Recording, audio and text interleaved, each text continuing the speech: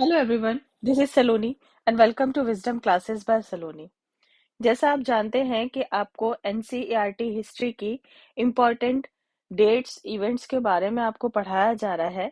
इससे पहले video lecture में आपको जीसस क्राइस्ट के जन्म का पहला वाला टाइम बताया गया था और आज की वीडियो में आपको जीसस क्राइस्ट के जन्म के बाद वाला टाइम बताया जाएगा, जिसको एडी यानी एनो डोमिनी बोलते हैं और हिंदी में इस टाइम को हम ईसवी बोलते हैं। यानी अगर आपको ये लिखा दिख रहा है 1615, तो ये है 1615 एडी यानी एनो डोमिनी या ईसवी हम बोल सकते हैं। अब आगे बढ़ते हैं, समझते हैं वीडियो को। बहुत ही ध्यान से समझिएगा क्योंकि ये डेट्स, ये ईयर्स और इम्पोर्टेंट हैं, एग्जाम्स में आपको मिलते हैं। September 18, 1615, Sir Thomas Roy, an English diplomat, arrived in Surat, India. 1615 year में 18 सितंबर 1615 को सर थॉमस रॉय एक इंग्लिश डिप्लोमेट यानी अंग्रेजी राजनयिक के रूप में भारत आया था। कहाँ? भारत में सूरत आया था। He was the first English ambassador in the Mughal court. Mughal साम्राज्य का वो पहला अंग्रेजी राजदूत था, English ambassador. Roy's mission was to negotiate a trade treaty with the Mughal Empire to gain permission for English trade in India. Main जो मकसद था रॉय का भारत आने का, वो क्या था?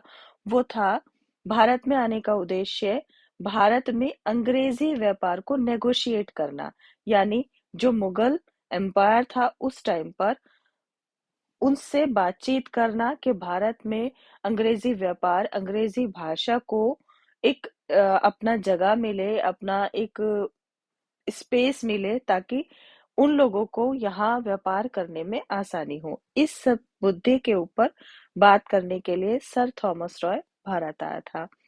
नेक्स्ट हम देखते हैं 1627 को क्या हुआ था। जहांगीर डाइड, जहांगीर की मृत्यु हो गई थी। 1628 से 1653 क्या हुआ? शाहजहां पीरियड। ये जो 1628 से 1653 का जो टाइम था वो शाहजहां का पीरियड था, यानी शाहजहां का समय काल था। Shahjahan was the fifth Mughal empire of India. ये इंपॉर्टेंट है, शाहजहां फिफ्थ मुगल एम्पायर था, यानी मुगल साम्राज्य का पांचवा मुगल शासक था। कौन था? शाहजहां। नेक्स्ट देखते हैं 1632 से 1653 construction started off the Taj Mahal.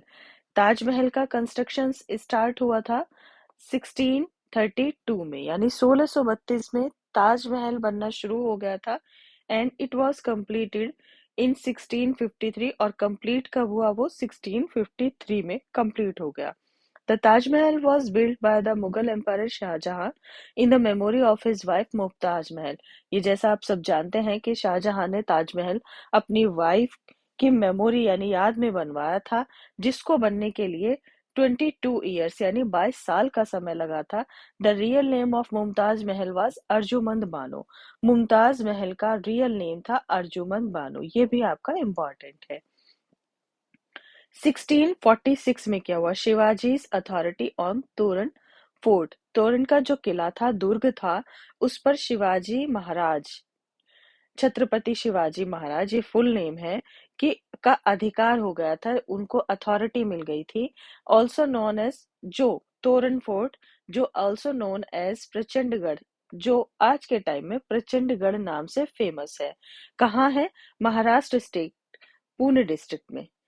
Next देखते हैं 1648 को क्या हुआ था। Shahjahanabad was build by the emperor Shahjahan. सम्राट शाहजहां के द्वारा शाहजहानाबाद का निर्माण हुआ था। कब? 1648 में, as the capital of Mughal empire. Mughal सम्राट यानी मुगल साम्राज्य की राजधानी के रूप में हुआ था शाहजहानाबाद का निर्माण। 1644 में क्या हुआ? 1644 में first attack on Surat by Chhatrapati Shivaji Maharaj. Shivaji Maharaj के द्वारा सूरत पर पहला अटैक हुआ। The French East India Company was founded on September 1, 1664। दूसरा क्या हुआ था? फ्रेंच ईस्ट इंडिया कंपनी की स्थापना हुई थी। कब? 1 सितंबर 1664 को। नेक्स्ट 1659 में अफजल खान मर्डर्ड बाय शिवाजी, शिवाजी के द्वारा अफजल खान की मृत्यु हुई, हत्या हुई। 1665 में the treaty of Purandar was signed on June 11 1665। Purandar treaty यानी पुरंदर की संधि 11 जून 1665 को साइन की गई यानी तय हो गई between Chhatrapati Shivaji Maharaj and the leader of Mughal empire, Mughal सम्राट के लीडर नेता के बीच और शिवाजी महाराज के बीच पुरंदर की पहली संधि तय हुई। नेक्स्ट देखते हैं 1666 में शाहजहां डाइड, शाहजहां की मृत्यु हो गई। 1670 में second attack on Shivaji on Surat, Surat पर शिवाजी का दूसरा अटैक हुआ, दूसरा हमला हुआ, आक्रमण हुआ। नेक्स्ट 1679 में औरंगजेब अप्लाइड अगेन जजिया टैक्स, ये इंपॉर्टेंट है। 1679 को औरंगजेब ने दोबारा से जजिया कर लगा दिया। पहला जो लगाया था वो अकबर, जो लगा हुआ था वो अकबर के द्वारा माफ कर दिया गया था, खत्म कर दिया गया था। और सेकंड टाइम जब लगाया गया तो वो औरंगजेब ने फिर से अप्लाई कर दिया।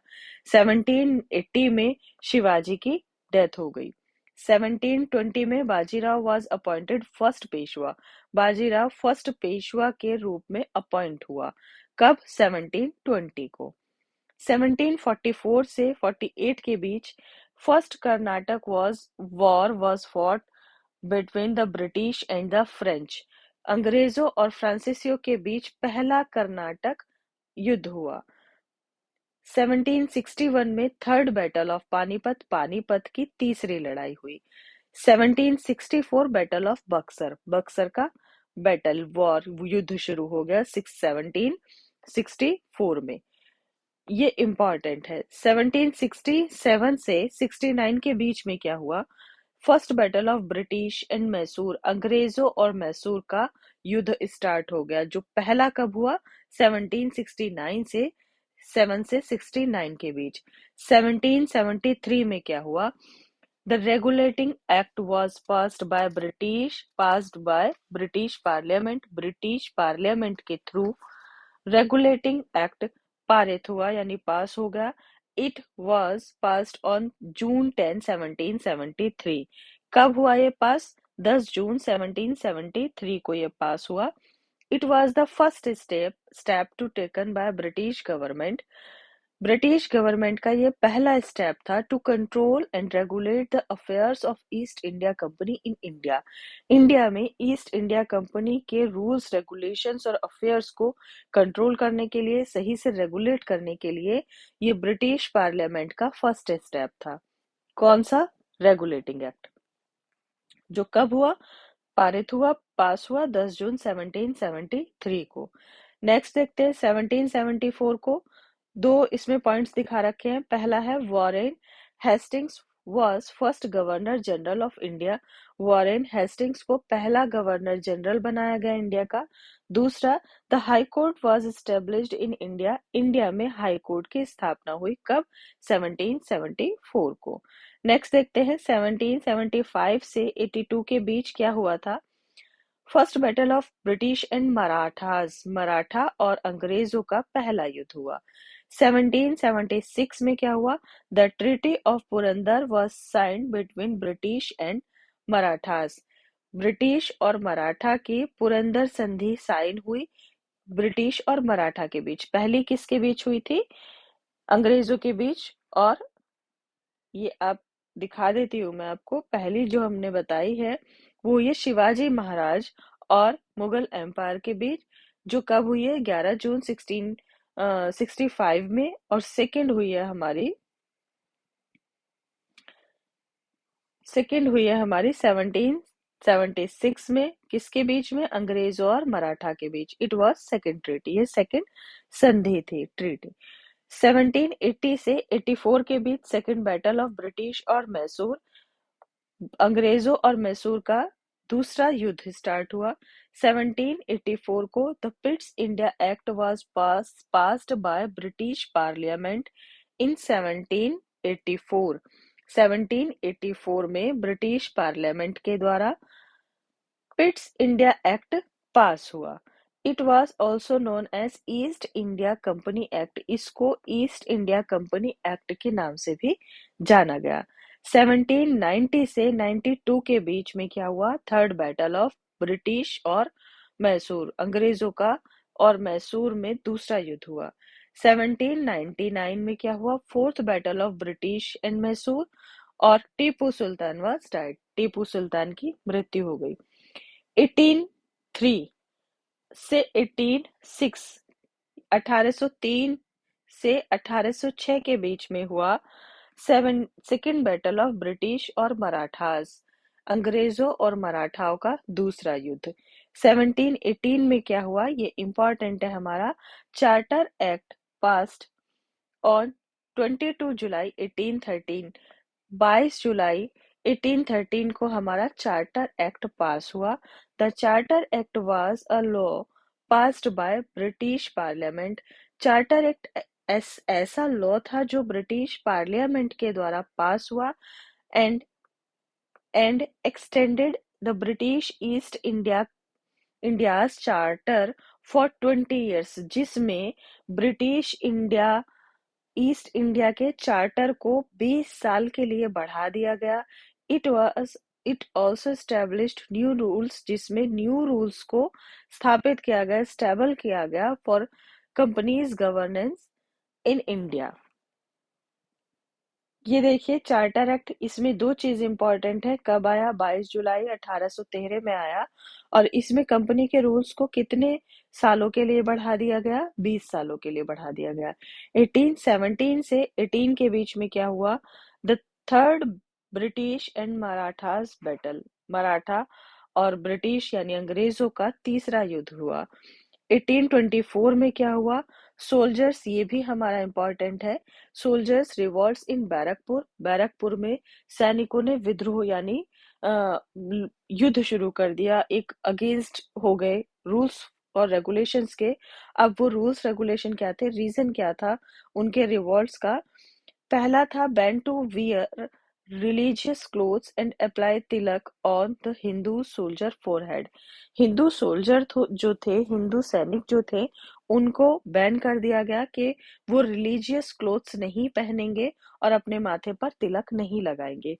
दूसरा रीजन क्या था? Ban to keep beards for Muslim soldier. और मुस्लिम सोल्जर्स जो थे उनके दाढ़ी बढ़ाने यानी दाढ़ी रखने के ऊपर बैन था।